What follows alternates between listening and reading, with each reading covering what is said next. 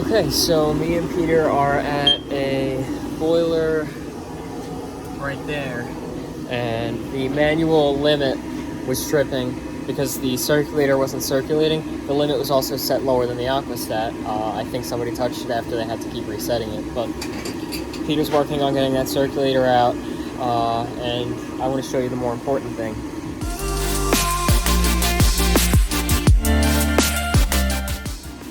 Here's Peter doing that circulator. He already got the top bolts out. Look at this monstrosity.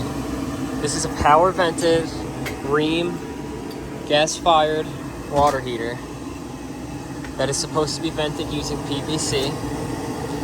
And they have now vented it with flexible tubing, steel pipe, and up into the chimney. So this cannot be done. This is completely dangerous. This gas valve, I don't think is actually for this heater. Maybe I'm wrong, but I'm almost sure this is an A.O. Smith has this one on theirs.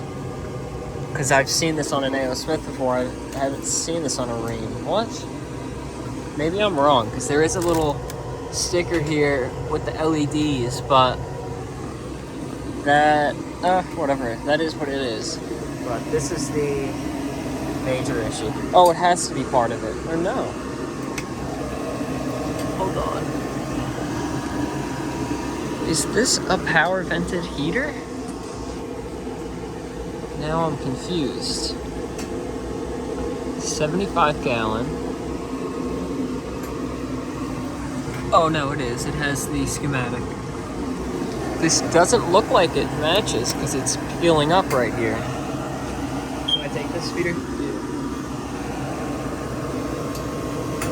This seems very odd. Regardless, it's vented improperly, so this is an issue and it needs to be fixed. It's unsafe, and I really want to just turn it off while I'm down here because I don't want to die of carbon monoxide poisoning. But we'll get this circulator swapped out. We're putting in the Taco 0015 E3. Circulator is pumping up, so it's facing the right direction with the arrow going upwards. We'll get that in. It's an ECM circulator. It'll use less power than that, which was drawing 1.6 amps, and it's rated for 0.7, so drawing much more than double the amperage that it is designed for. And let's see, we got water draining, so Peter broke the vacuum. Nice dirty water. We'll probably clean out some of that water when we're flushing out the zone to remove air after we put this in.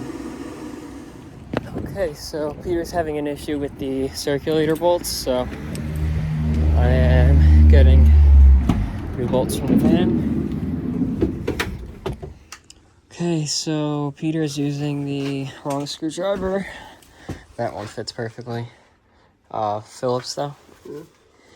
Yeah. He pulled out the circulator.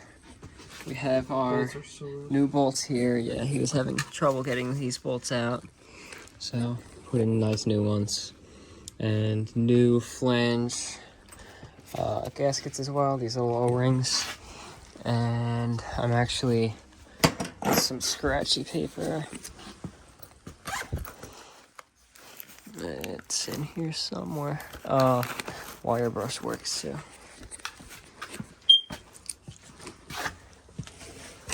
Just give this a little bit of a scraping to kind of even it all out and remove any leftover gasket. And let's see if I can get a view of the top. Yeah, the top too. They're really not bad at all, but I like to do it anyway, usually. Okay, so put that there.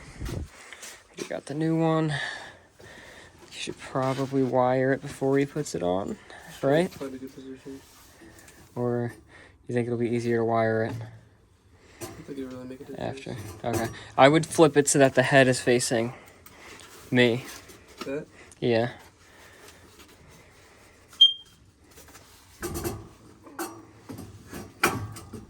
You gonna lift this? You're in? Let me come around. Bottom one. Move it on the bottom. Ooh, that's hot. Okay. Gasket's in. Gasket looks like it's in on the bottom. It's not. Gasket's out. So take it off. And then don't put it in until I lift it.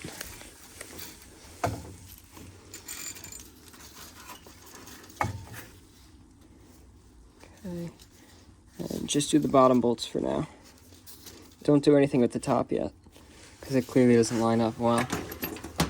So we'll get the bottom lined up and make sure that gasket stays in place. And then we'll do the top. I'm gonna move around to the other side.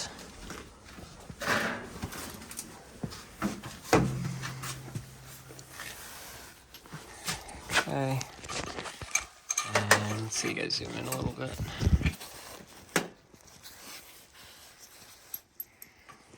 Okay, so I just recorded a ton, but for some reason my camera stopped and I lost all the video, but Peter pulled the circulator out.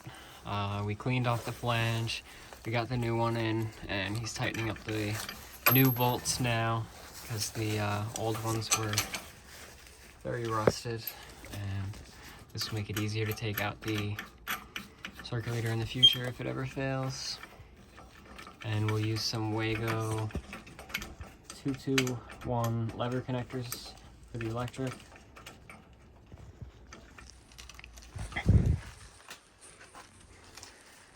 Here's the overall install.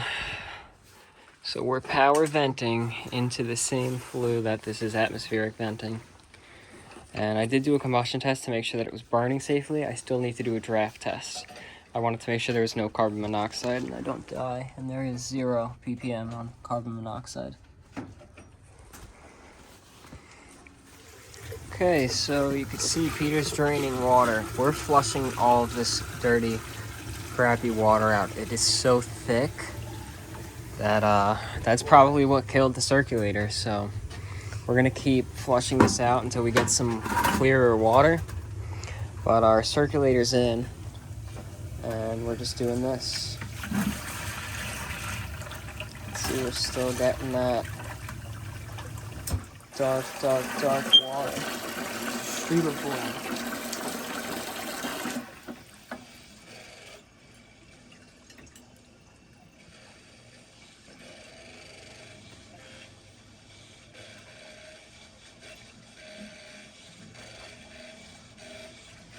Here, the circulator sounds a little bit weird with the water flowing through it, but we're gonna keep doing this till it's clean and let it run. Now we're clearing up. Okay, so we'll do the other zone now. You're good. Stump. Yeah, we'll keep doing this. Okay, so we got it running and ran into some issues. With circulation now, the high limit is still tripping. You can see I have it jumped out now. The other aquastat works, but this trips regardless. You see, we did just shut off at temperature on the good aquastat. Now, when TT is removed, vent damper doesn't close. But another thing is, one of these zone valves is not making end switch. So, several issues now that need to be addressed in order to make this safe, along with this. So Peter is on his way to the shop. He actually should be at the shop by now to get a high limit aquastat, which I disconnected and I have jumped out for the time being. I have a new vent damper in and a new zone valve, and I just cycled it on to check operation of those, and we're good.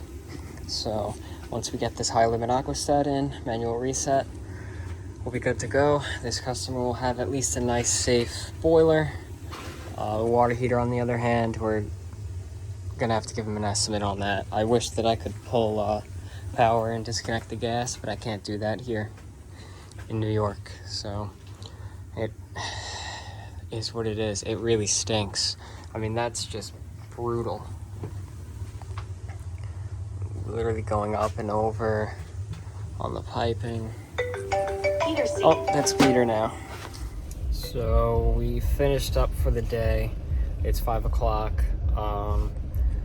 We did everything we could, but we're gonna have to come back with a manual reset aquastat. All the supply houses are closed, and Peter tried to see if we have one at the shop, which I thought we did, but we didn't. So he prepaid for the aquastat, and we'll come back and put it in next week. For the time being, he has heat, his vent damper works, his zone valve works, so he should be good to go until we come back. Hopefully you enjoyed watching the video. If you did like the video, comment any advice or criticisms or feedback, and subscribe. Thanks for watching.